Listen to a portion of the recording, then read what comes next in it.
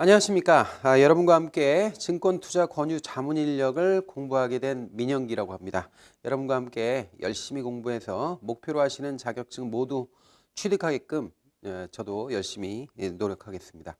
자, 일단 우리가 이제 첫 시간이죠. 교재 첫 페이지부터 시작을 하는데요.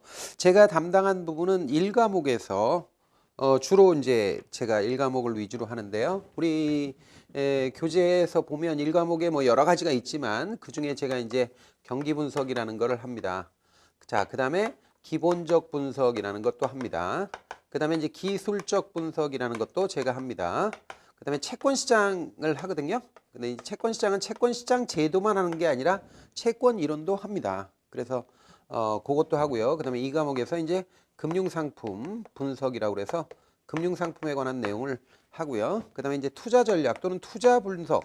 그러니까 한마디로 투자 이론이죠. 그러니까 이쪽이 투자 이론인데 과목 이름은 제목은 이제 우리가 보통 투자 전략 또는 뭐 투자 분석 이렇게 얘기합니다. 그래서 이 부분을 이제 제가 이렇게 담당하고 있습니다. 그래서 여러분과 함께 이제 재밌게 공부를 할 텐데 이 공부가 딱딱한 공부죠. 그리고 이 공부를 물론 금융업 종사자 분들이 하시지만 그래도 뭐 평상시에 꾸준히 이 업무에 종사하시는 분들은 모르겠지만 그 다른 업무에 종사하시다가 이 공부를 하시면 아무래도 조금 좀 힘드실 거예요. 그래도 어쨌든 우리는 시험 공부를 하는 거지 뭐 학문적인 접근을 하는 건 아닙니다.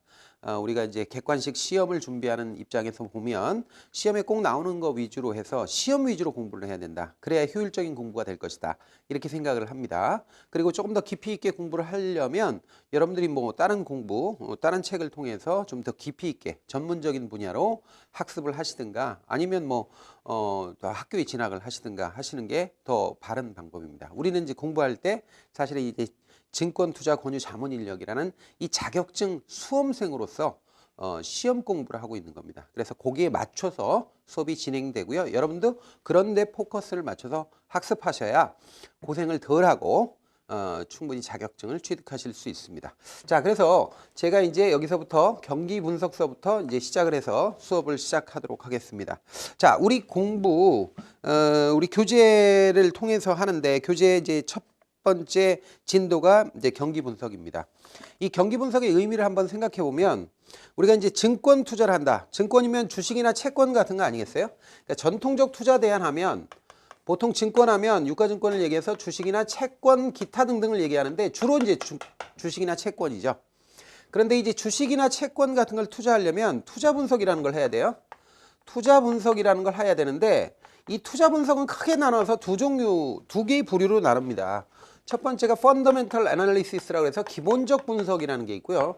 또 하나가 기술적 분석이라는 게 있어요. 그래서 이건 이제 기본적 분석, 기술적 분석이 우리 진도에 들어가 있기 때문에 그때 가서 상세하게 하겠지만 기본적 분석, 기술적 분석이 어쨌든 투자 분석의 범주에 들어가는 거죠. 근데 이 투자 분석은 다른 방법으로 또는 범위 측면에서 본다면 일단 기본적으로 어떤 내가 주식에 투자한다 그러면 주식이라는 어떤 구체적인 종목을 접근하려면 내가 이제 투자하는 데가 가장 적합한 종목이 어떤 것이냐 하는 종목을 최종적으로 선정하기 위해서는 먼저 큰 쪽에서 경제를 먼저 분석을 해요. 경제를 분석하고 그 다음에 산업을 분석하고 그 다음에 산업 안에 있는 여러 개의 기업을 분석한 다음에 구체적인 종목을 골라 나가는 그런 과정을 쓰는 게 일반적입니다. 이렇게 큰 쪽에서 작은 쪽으로 이렇게 분석해서 종목을 고르는 방식으로 분석해서 좋은 종목을 고르는 그런 방식이 일반적인데 이건 큰 쪽에서 작은 쪽으로 분석해 나가기 때문에 이것을 뭐라고 그러냐면 탑다운 방식이라고 그래요. 탑다운 방식이라고 하는데 물론 바텀업 방식도 있어요. 우리가 나중에 하겠지만 이 탑다운 방식이 일반적입니다. 그런 차원에서 보면 먼저 경제 분석부터 해야죠. 그래서 경제 분석의 내용을 경제를 분석하려면 기본적인 소양이 있어야 됩니다. 그래서 경제 분석의 기본적인 기초적인 소양을 알기 위해서 먼저 경기 분석이라는 파트가 따로 있는 거예요. 그래서 경기 분석을 하고 나서 기본적 기술적 분석으로 이렇게 내려가서 우리 교재가 구성되어 있는 겁니다. 그런 취지에서 우리가 경기 분석을 접근해야 된다라는 거 말씀드리겠습니다.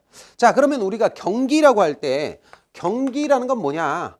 경기라는 건 국민 경제 활동의 총체적 수준이라고 정의가 된다고요. 그런데 국민들이 이제 경제 활동을 하잖아요. 이 경제 활동의 총체적인 수준으로서 뭐 온도 같은 거죠. 그러니까 사람이 운동을 하면 온몸의 체온이 올라가지 않습니까? 그리고 운동 안 하면 뭐 이렇게 뭐 열이 나고 그러진 않죠. 항상 일정한 온도를 유지하겠죠. 이렇게 국민 경제 활동이 활성화돼 있고 굉장히 활기찬지 아니면 지금 차갑게 식어 있는지 뭐 이런 것들을 분석하는 게 경기 분석이다. 이렇게 얘기할 수 있겠습니다. 그런데 우리가 경기라고 할 때 이 경기를 좋으냐 안 좋으냐 측정하기 위해서는 경기 지표 뭐 이런 것들이 필요합니다. 그리고 그걸 통해서 경기가 지금 현재 어떤 상황인가 하는 걸 보는데 경기는 가만히 있는 게 아니에요. 가만히 있는 게 아니라 끊임없이 움직인다는 거예요. 경기가 움직여요. 그래서 변동한다는 거예요. 경기가 변동을 하는데 변동하는 양상이 네 가지 양상이 있다는 것이 먼저 이제 그 들어가는 입구로 경기 분석에서 처음 들어가는 입구로 우리가 알아야 되는 겁니다. 그러면 전체 경기 양상을 O라고 이거 원계열이라고 그래요. O라고 했을 때 자, 이 전체 경기 우리가 이제 복잡하게 막 이렇게 막 경기가 이렇게 움직인다고 할 때 경제가 움직인다고 할 때 이 안에는 이게 원계열이다 그러면 이 안에는 네 개의 구성 요소가 서로 섞여 가지고 전체 경제를 형성하고 있다는 거예요. 경기를. 그럼 이때 네 개가 뭐냐면 첫 번째가 추세라고 하는 게 추세 변동이 들어가 있다는 거예요. 또는 장기적 변동이라고도 합니다. 추세적인 요소가 들어가 있다는 거예요. 이렇게 뭐 추세가 이렇게 성장 추세냐 뭐 하강 추세냐 이런 추세가 들어가 있고 그다음에 여기는 순환적인 측면도 들어가 있다는 거예요. 그래서 반복적으로 경제가 어떤 일정 주기에 따라 왔다 갔다 좋았다 안 좋았다 하는 순환적인 측면이 들어가 있는데 이걸 사이클릭 체인지, 사이클릭 패턴이라고 그래요. 순환적 변동. 자, 그 다음에 또 뭐가 들어가 있냐면 불규칙한 요소도 들어가 있다는 거죠. 갑자기 전쟁이 이웃 국가에 나거나 아니면 갑자기 정권이 변화하거나 아니면 정책이 급하게 변하거나 재해나 쓰나미 같은 재해가 뭐 일어나거나 이렇게 되면 경기가 확 꺾이는데 근데 그거는 알 수가 없어요. 몇 년에 한 번씩 있는지 알 수가 없잖아요. 그래서 그런 것을 불규칙 변동이라고 합니다. 또는 뭐 무작위 변동 이렇게 얘기하는데 irregular change라고 그래요. irregular. 자, 그 다음에 마지막으로 하나가 더 있는데 자, 경기는요 계절마다 한 번씩 왔다 갔다 하면서 특정한 시기가 되면 경기가 좋았다 안 좋았다 하는 게 반복되는 경향도 있는데 이걸 계절적 변동이라고 합니다. 그래서 seasons change, season 계절이라는 뜻이죠. 그래서 요 네 가지 요소가 있다. 이 계절적 변동이라고 하는 거는 여름에 아이스크림이 잘 팔리고 겨울에는 건축 경기가 안 좋아지고 뭐 예를 들어서 방학 때는 대학가에 뭐예요? 원룸이 공실이 되고 뭐 이런 것들이 계절적 변동이에요. 그래서 이렇게 네 가지 요소가 전체 경기를 구성한다라는 거죠. 그런데 우리가 반복적 규칙적인 어떤 법칙을 이해하려면 여기서 불규칙한 요소나 아니면 계절적인 요소는 제거하는 게 좋다라는 거죠. 우리가 경기를 정확하게 분석하기 위해서는 어떤 여기에 일정한 패턴 같은 거 또는 규칙 같은 걸 발견해야 되고 그러려면 이 불규칙한 요소나 아니면 계절적 요소는 제거하고 요 두 개만 봐서 분석하는 게 혼란을 덜 수 있다. 그래서 우리가 보통 경제 분석할 때는 추세 변동하고 이렇게 순환적 변동 이 두 개만 결합해서 보는 것이 일반적이다. 그런데 나중에 가면 추세적 요소도 제거하고 순환 변동만 보는 경우도 있습니다. 그래서 보통 일반적으로는 추세 순환 변동치를 보통 경기 분석할 때 많이 이용한다라는 거 알아놓으시기 바랍니다. 우리 교재 한번 보시죠. 교재 보시면 첫 번째 이런 게 나와요. 경기란 한마디로 한 경제의 총체적인 활동 수준, 즉 국민 경제의 총체적 수준이다 이렇게 얘기하는 거죠. 자, 그래서 요걸 의미하는 거고요. 그 밑에 세 번째 줄에 밑에 보면 개별 경제 지표 중 가장 대표적인 것이 GDP가 있어요. 그런데 이 GDP란 한 국민 경제에서 일정 기간, 예를 들어 1년이요. 동안에 생산된 재화 서비스의 부가가치를 합계한 것으로 각 부분의 생산활동과 소비, 투자, 수출 등 수요 동향을 나타내는 종합적 지표다. 그래서 GDP를 가장 많이 개별 지표로 쓴다라는 거예요. 경제가 좋으냐 안 좋으냐, 경기가 뜨겁냐 차갑냐를 재는 지표로 GDP 같은 걸 쓰는데 GDP는 굉장히 종합적이라는 거죠. 그래서 GDP는 Gross Domestic 프로덕트에서 국내 총생산이라고 하죠. 한 국가 안에서 일정 기간 동안 그 국민들이 생산한 생산물의 총량입니다. 여기선 부가가치 합이라고 되어 있는데 그게 같은 말이거든요. 그래서 이 GDP를 쓰는데 이건 굉장히 종합적이에요. 그래서 개별적인 경기 분석할 때 GDP를 끌어들이면 물론 GDP가 굉장히 좋은 지표이긴 하지만 그것만 가지고 정밀하게 안 되니까 여기 다른 지표도 많이 씁니다. 그래서 GDP도 쓰지만 물가지수도 쓰고 실업률도 쓰고 뭐 고용률도 쓰고 뭐 되게 여러 가지를 씁니다. 그래서 이제 GDP가 대표적인 것이다 이렇게 얘기하는 거고요. 다음 페이지 가시면 경기 순환 측정과 경기 순환 과정이라는 게 나와요. 거기 보시면 두 번째 단락에 두 번째 줄, 그러니까 네 번째 줄에 이런 게 나와요. 자, 시계열 자료가 나오는데 추세 변동, 순환 변동, 계절 변동, 불규칙 변동 네 가지 변동 요소로 구성되어 있다는 거예요. 그러니까 경기 전체는 네 가지 구성 요소가 섞여가지고 굉장히 어지럽게 나타나는데 추세, 순환 변동, 불규칙, 그다음에 계절 변동이 네 가지가 들어있다는 거죠.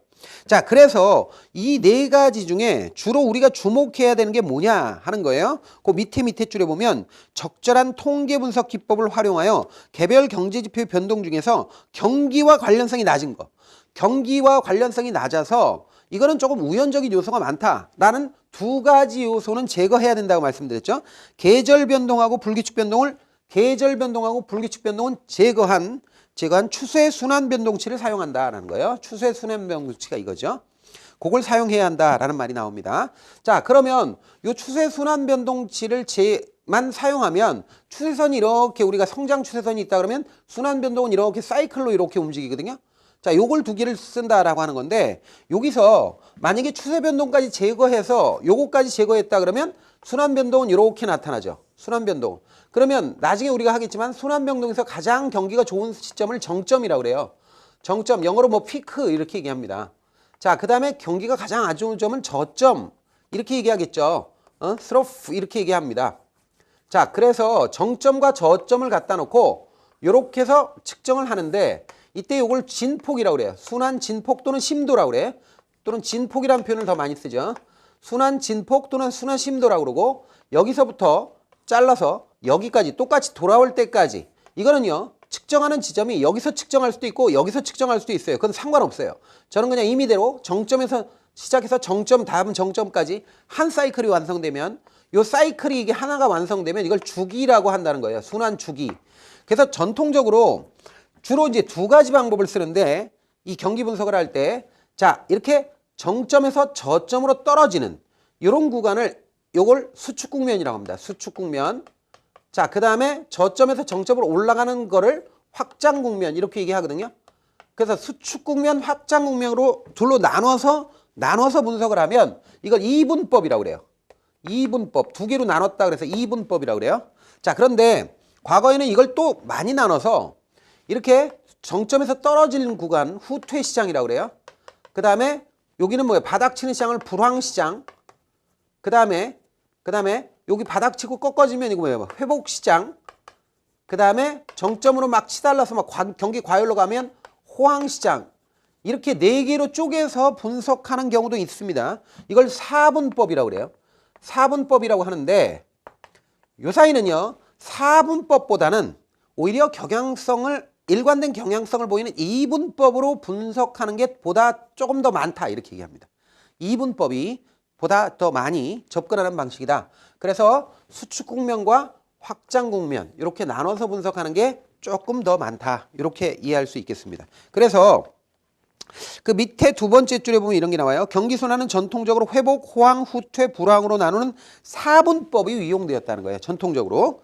자, 그런데 다음 페이지 넘어가시면 뭐 다 볼 필요는 없고요. 네 번째 줄에 이런 게 나오죠. 그러나 회복과 호황, 후퇴와 불황을 명확하게 구분하기 어렵기 때문에 최근에는 경기 저점에서 정점까지 경제활동이 활발한 확장 국면, expansion이라고 그러죠. 과 경기 정점에서 저점까지 경제활동이 위축된 수축 국면, contraction이라고 그러죠. 요렇게 나누는 이분법이 주로 이용된다는 거예요. 요 사이는 이분법을 많이 쓴다라는 거죠. 왜냐하면 후퇴와 불황 사이가 명확하지 않다고요. 그 다음에 회복과 호황을 명확하게 구분하기가 어렵잖아요. 그러니까 이렇게 나누는 것보다 그냥 이분법으로 분류해서 그래서 컨트랙션과 익스펜션으로 이게 스테이지를 나눠서 분석하는 게 일반적이다라는 겁니다. 그래서 여기서 경기의 정점 또는 저점이 발생한 구체적 시점을 기준순환일이라고 그래요. 이런 용어도 알아놓으세요. 자, 경기가 확장되다가 수축되려면 어떤 포인트, 터닝 포인트가 있어야 되죠. 이걸 우리는 기준순환일이라고 해요. 기준순환일. 그래서 이게 뭐냐면 크게 추세가 꺾이는 지점이 기준순환일이 돼요. 이거는 똑같아요. 이것도. 수축 국면에서 터닝 포인트에서 확장 국면으로 바뀌는 요 시점, 요것도 기준순환일입니다. 이렇게 정점 꼭지점과 저점 바닥점, 요것이 기준순환일이 되는 거예요. 전부 다 기준순환일이다. 이렇게 얘기한다는 거 용어 알아놓으시고요. 자, 다음에요. 확장구가 수축의 경기 국면에서 저점에서 다음 저점까지 또는 정점에서 다음 점점까지 기간을 순환주기라고 한다. 그러니까 정점에서 다음 정점까지 또는 저점에서 시작하면 다음 저점까지 요 한 사이클이 순환주기다 이거죠. 주기. 이렇게 얘기한다는 거예요. 자, 그 다음에 순환의 강도로 의미하는 정점과 저점 간의 차이를 뭐라 그래요? 순환 진폭 혹은 순환 신도라고 그래요. 정점과 저점의 차이, 요거를 뭐라 한다? 순환 진폭 또는 심도. 심도라는 건 깊을 심자예요. 깊다 그런 뜻이에요. 심도 이렇게 얘기하는데 요게 진폭하고 같은 말입니다. 순환 심도라고 표현해도 되고 순환 진폭이라고 해도 됩니다. 그래서 이렇게 용어를 알아놨습니다.